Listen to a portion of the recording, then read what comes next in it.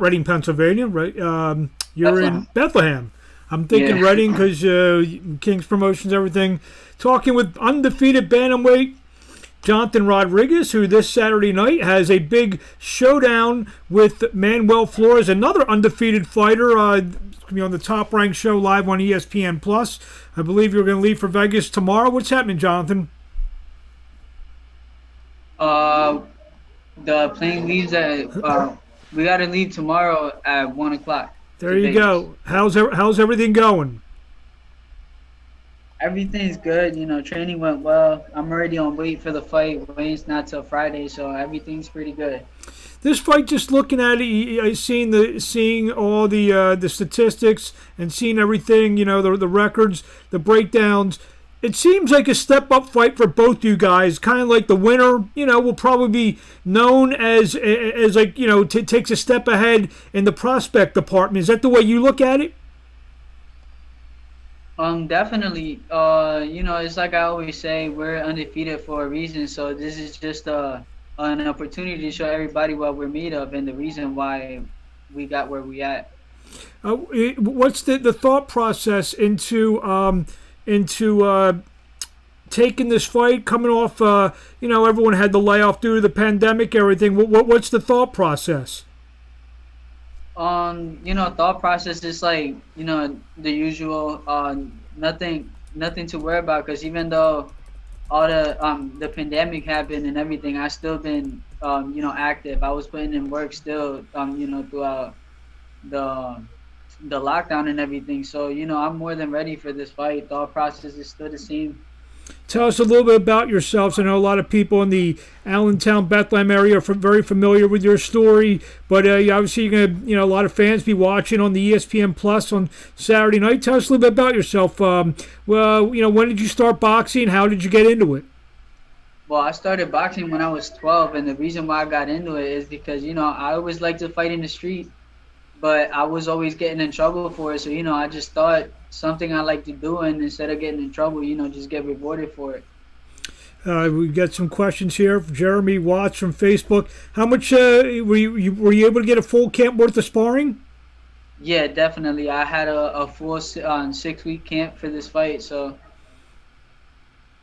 Obviously, you're a good ticket seller in the. I know you fought in Allentown at the Sands and all that. Now you're taking your act out to Las Vegas. Obviously, the boxing capital, all the big fights. Are you excited about going out to Las Vegas? Yeah, definitely, because there's an opportunity that not everybody gets, and I'm just blessed to receive this opportunity to go out there and perform at and show everybody what I could do. So it's pretty big for me. I'm excited. You fought 6 times in 2019, once early in 2020 before the pandemic hit. Obviously you were used to fighting every couple months or so.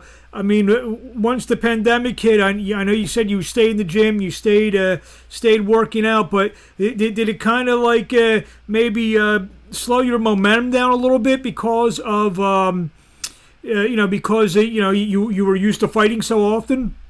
Yeah, definitely. I was actually scheduled to fight before the pandemic happened, but the fight got canceled the day of.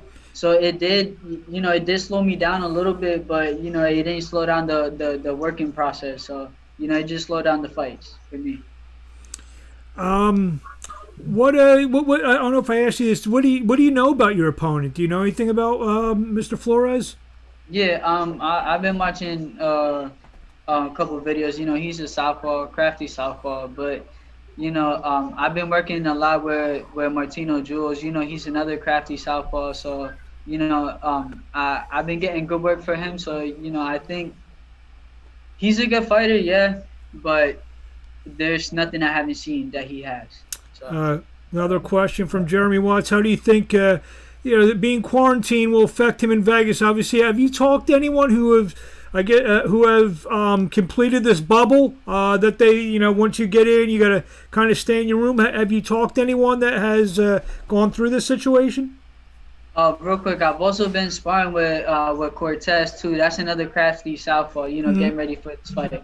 But about your question now, Yes, Martino Jules just fought over there, Yep. so he, gave me a little bit of what to expect. Once I'm over there, I can't get out. Little things like that, tips here and there of what to expect, so I don't go over there and get overwhelmed by Is there everything. is there an Xbox or a PlayStation gonna make the trip with you?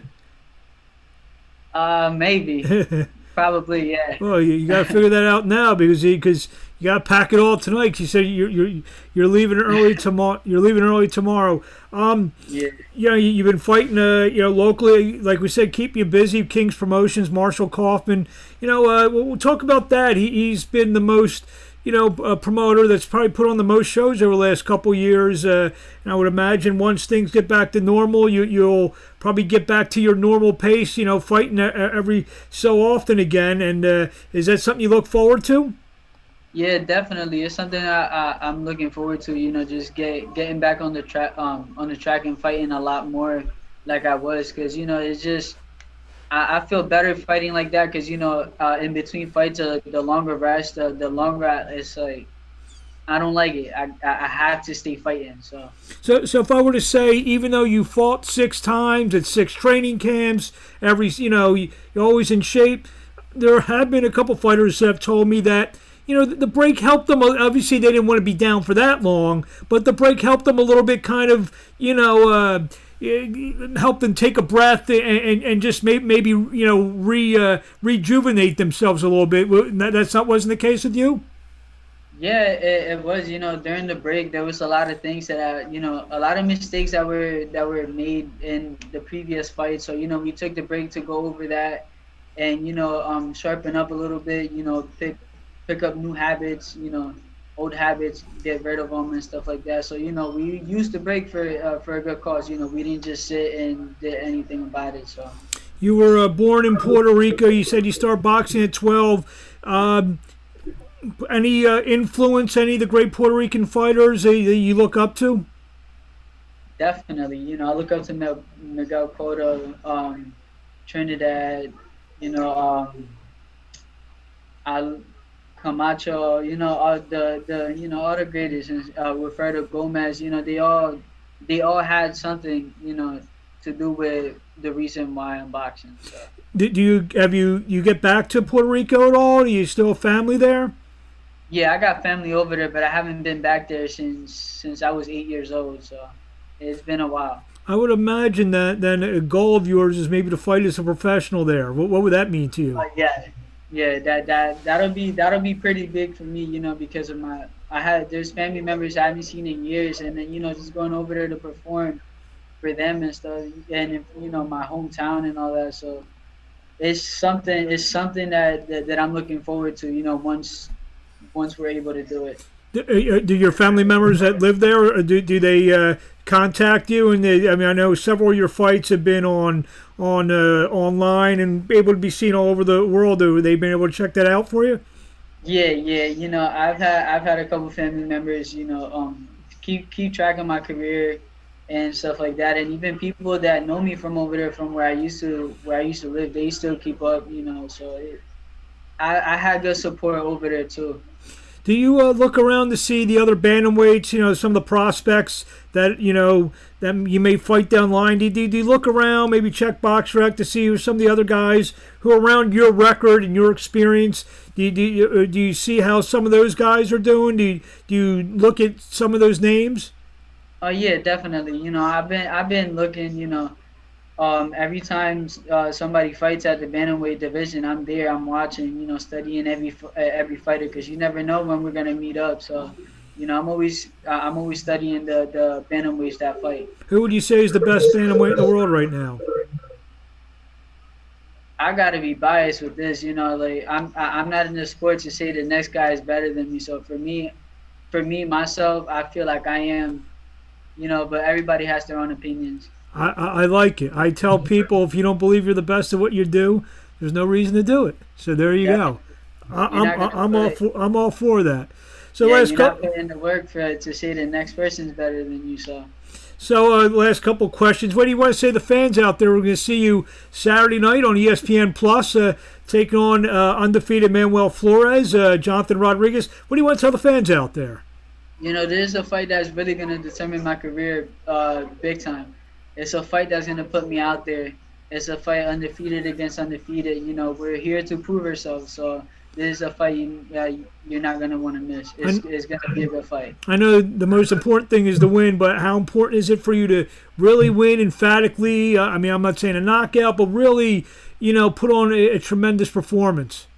Yeah, you know, we have a lot of eyes on us right now, fighting at the bubble. So it's something that we want to be top shape. We want to be on tremendous fighting. We don't just want to go and just get a win. We want to get a win in a tremendous fashion. You know what I mean? Like. And last question: where do we find Jonathan Rodriguez on social media? Tell the fans out there. Well, right now my Facebook got hacked, so I can't put my Facebook, but Instagram is Jonathan_JR_Rodriguez on Instagram. There you go, fans. But we look forward to watching you on Saturday Night Live on ESPN Plus. Jonathan Rodriguez take on Manuel Flores live from the bubble at the MGM Conference Center in Las Vegas. We wish you best of luck, and we'll talk to you along the way. Thank you. I appreciate it. Thank you. And that was terrific, man. Good luck. Thank you. Thank you. Have a great night and have a safe flight, buddy. Thank you. Bye-bye. Bye.